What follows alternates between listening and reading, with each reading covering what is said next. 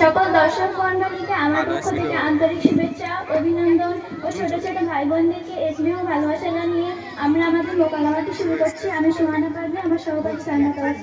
আমাদের মোকালামাটির মূল বিষয়বস্তু হলো অন্ধকার পথ থেকে আলোর পথে আসা। আসসালামু আলাইকুম ওয়া রাহমাতুল্লাহি ওয়া বারাকাতুহু। I am very fine. আরে বোন, আমি তোমাকে সালাম দিলাম, তুমি সালামের উত্তর না দিয়ে বলছো আই অ্যাম ভেরি ফাইন। তা বলবো না? তুমি জানো না, যখন আমরা একসাথে স্কুলে যেতাম তখন আমাদের মাস্টার মশাই সবাইকে বলতেন যখন আমাদের কারোর সাথে দেখা হবে তখন বলবে হাই, হ্যালো, হাই। আর তুমি এই সব বাদ দিয়ে সালাম দিলে কেন? আরে বোন থামো তো, তোমার আমার মাস্টারেরও মাস্টার যিনি হযরত মুহাম্মদ মুস্তাফা সাল্লাল্লাহু আলাইহি ওয়াসাল্লাম, তিনি হাদিস শরীফের মধ্যে বলেছেন আসসালামু ক্বাবলাল কালাম, অর্থাৎ তোমরা কারোর সাথে কথাবার্তা বলার পূর্বে সালাম আদান প্রদান করো। তা বাদ দাও, এইসব বলো, তুমি এখন কেমন আছো? আলহামদুলিল্লাহ, আল্লাহর অশেষ রহমতে অনেক ভালো আছি। তুমি আবার গেয়া ভাষা বললে? নাউজুবিল্লাহ বোন, তুমি আলহামদুলিল্লাহকে গেয় ভাষা বললে কেন? তা বলবো না? তুমি জানো না, যখন আমাদের কেউ জিজ্ঞাসা করবে হাই বা কেমন আছো তখন আমাদের বলতে আই এম ভেরি ফাইন। আর তুমি এই সব বাদ দিয়ে আলহামদুলিল্লাহ বললে কেন? আরে বোন, যখন আমাদের কেউ কোনো কিছু জিজ্ঞাসা করবে সেটি যদি ভালো দিক হয় তাহলে আল্লাহর কোরআন সুন্নাহর আলোকে আলহামদুলিল্লাহ, মাশাআল্লাহ ও জাযাকাল্লাহ বলতে হয়। আর সেটি যদি খারাপ দিক হয় তাহলে নাউজুবিল্লাহ বলতে হয়। তা যাই হোক, তুমি আমার ইসলাম বিরোধী নির্লজ্জ বেয়াদবের মতন পোশাক পরে কোথায় যাচ্ছ শুনি? কি, তুমি আমাকে নির্লজ্জ বেয়াদব বললে কেন? আমি ড্রেস পরেছি, এটা কোনো অপরাধ? আর তুমি কি বলতেছো, তোমার মতো হাবা জবা বড় কোমরে বলবো?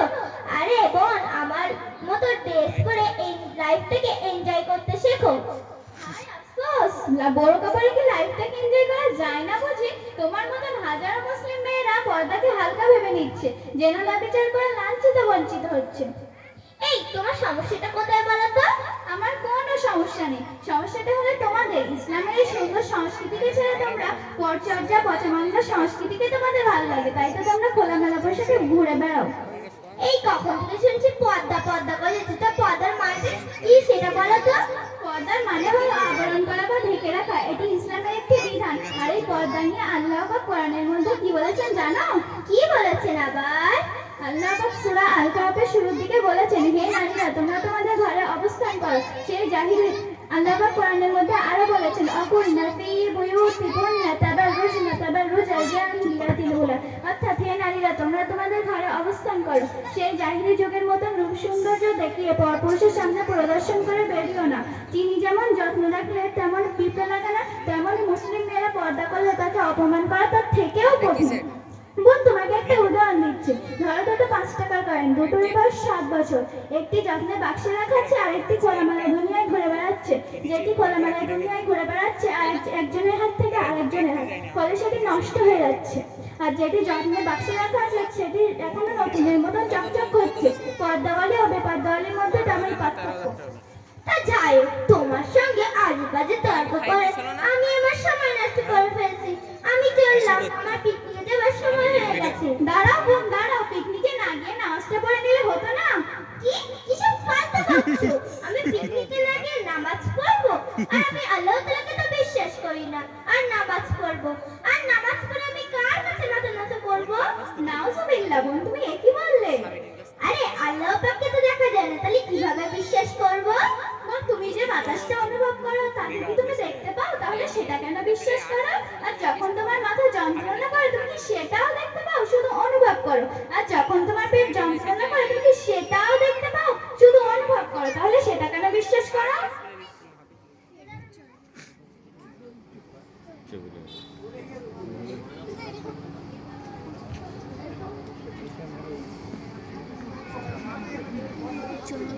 বলে যাচ্ছে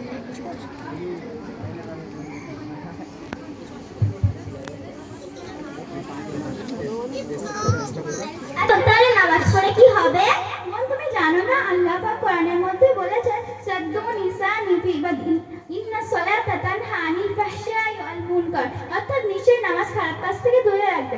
এরপর আমাদের প্রিয় নবী হযরত মুহাম্মদ মুস্তাফা সাল্লাল্লাহু আলাইহি ওয়াসাল্লাম হাদিস শরীফের মধ্যে বলেছে ইন্নাস সালাতা তানহা আনিল ফাহশাই ওয়াল মুনকার। as-salatu মিফতাহুল জান্নাত, অর্থাৎ বেহেশতের চাবি হলো নামাজ। আরে বোন, আমার বয়স কি 70-80 বছর হোক, থুপথুরে বুড়ি হব, উঠতে গেলে লাঠি, বসতে গেলে মাটি, মা গো বাবা গো বলে চিৎকার করব, তখন ঠিক জান্নাতের চাবি তৈরি করে নেব। বোন, তুমি বলছো তোমার বয়স 70-80 বছর হলে তুমি নামাজ পড়বে? তুমি কি জানো আল্লাহ পাক কোরআনের মধ্যে কি বলেছেন? কি বলেছেন আবার? আল্লাহ পাক কোরআনের মধ্যে বলেছেন সাদ্দুন নিসানি ফি ইবাদিল্লাহি তাআলা, অর্থাৎ যৌবন বয়সে ইবাদত আল্লাহর কাছে বেশি গ্রহণযোগ্য। এমনকি হযরত জিবরাইল আলাইহিস সালাম বলেছেন পৃথিবীতে কত ফোঁটা বৃষ্টি পড়ে আমি জিবরাইল গুনতে পারি, কিন্তু যৌবন বয়সে ইবাদতের সংখ্যা আমি জিবরাইল গুনতে পারি না।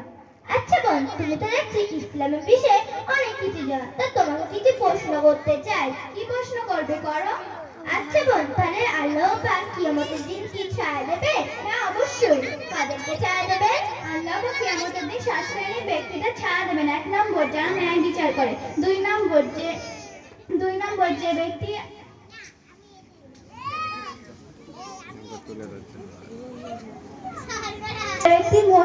যে ব্যক্তি মনটা মসজিদে ঝুলান্ত থাকে, অর্থাৎ তার সবসময় মসজিদে যেতে মন চায়।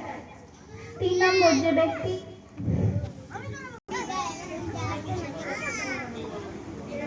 কে বলেছে আমি না হয় নামাজ পড়ি না, কিন্তু নামাজের বিষয়ে সব জানি। আচ্ছা বোন, বলো তো নামাজ কত ওয়াক্ত? নামাজ 5 ওয়াক্ত। আচ্ছা বোন, বলো তো ফরজের নামাজ কত রাকাত? ও এই কথা, এ তো আমি তুড়ি মেরে বলে দিতে পারবো। ফরজের নামাজ 6 রাকাত। বোন, তুমি সানাটা বলো তো দেখি। এই তুমি কি আমাকে পাগল ভেবেছো? আমাকে দেখে কি মিষ্টির দোকানে ময়রা মনে হচ্ছে? আমি মিষ্টির দোকানে ময়রা না, যে ছানা কিভাবে বানায়। আর তুমি এক কাজ করো, আমার ফোনটা দুদিনে তো ধার নাও, যে ছানা কিভাবে বানায় ইউটিউবে গিয়ে সার্চ করো, ছানা দিয়ে দেবে। আর তাও যদি না পারো, আমি টাকা দিচ্ছি, দোকানে গিয়ে ছানা কিনে খেয়ে নেবে। আর ছানা বানানো শিখতে হবে না। বোন, আমি যেই ছানার কথা বলছি এটা সেই ছানা না। কেন, ছানা কি আবার 2 রকমের হয়? বোন, তুমি বলছো খাওয়ার ছানার কথা, আমি বলছি নামাজে পড়ার ছানা। ও এই কথা, তা প্রথমটা একটু বলে দাও। বলছি সুবহানাকাল্লাহুম্মা। থাক আর বলতে হবে না, আসলে গরমে মাথাটা গরম হয়ে গেছে। তারাও বলছি সুবহানাকাল্লাহুম্মা সানাল্লাহ, মাঝখানে আর কিছু হবে না, আর জানি না। বোন, তোমার হয়নি, আমি বলছি শোনো। হ্যাঁ বলো। সুবহানাকাল্লাহুম্মা ওয়া বিহামদিকা ওয়া তাবারাকা ইসমুকা ওয়া তাআলা জাদ্দুকা ওয়া লা ইলাহা গায়রুক। আচ্ছা বোন, আমি তো ইসলামের সম্পর্কে কিছুই জানি না।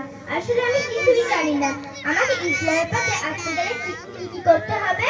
বোন, প্রথমে তোমাকে তওবা করতে হবে, তারপরে আমাদের মক্তবের হুজুর হাফেজ আব্দুল কাদের সাহেবের কাছে ভর্তি হতে হবে।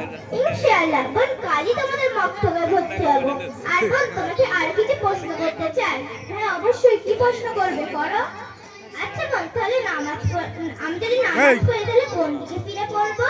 বোন, তুমি জানো না আল্লাহ পাক কোরআনের মধ্যে বলেছেন ফাওয়াইলু ওয়াজহাকা সাতুল মসজিদিল হারাম, অর্থাৎ তোমরা মসজিদে হারাম তথা খানে কাবার দিকে ফিরে নামাজ আদায় করো। ঠিক আছে বোন, তা আমি যদি নামাজ পড়ি তাহলে কিভাবে আদায় করবো? বোন, তুমি জানো না আল্লাহ পাক কোরআনের মধ্যে বলেছেন কোয়ানিতিনা কুমুলিল্লাহি কোয়ানিতিনা, অর্থাৎ তোমরা সৃষ্টিচারে সংক্ষিপ্তভাবে নামাজ আদায় করো। ঠিক আছে বোন, আমি যদি নামাজ পড়ি তাহলে কিভাবে দোয়া চাইবো? বোন, তুমি এটাও জানো না আল্লাহ পাক কোরআনের মধ্যে বলেছেন আযকুর রাব্বাকুম তাদাররুআন, অর্থাৎ তোমরা যখন আমার কাছে দোয়া চাইবে তখন নম্র ভদ্রতার সঙ্গে দোয়া চাইবে। ঠিক আছে বোন, তোমাকে অনেক ধন্যবাদ আমাকে এই অন্ধকার পথ থেকে আলোর পথে নিয়ে আসার জন্য। ধন্যবাদ আমাকে দিতে হবে না, ধন্যবাদ মহান আল্লাহ তাআলাকে দাও। ঠিক আছে বোন, তাহলে তোমাদের মক্তবের নাম বলো। আমাদের মক্তবের নাম আন্দিজ মাঠ আবু জাফরিয়া সিদ্দিকিয়া কোরআনিয়া মাদ্রাসা। ঠিক আছে বোন, এখন তাহলে চলো, কালকে মক্তবে দেখা হবে। হ্যাঁ চলো। আমরা আমাদের মোটামুটি এখানে কি করলাম, সকলে আমাদের জন্য দোয়া করবে। আসসালামু আলাইকুম ওয়া রাহমাতুল্লাহি ওয়া বারাকাতুহু।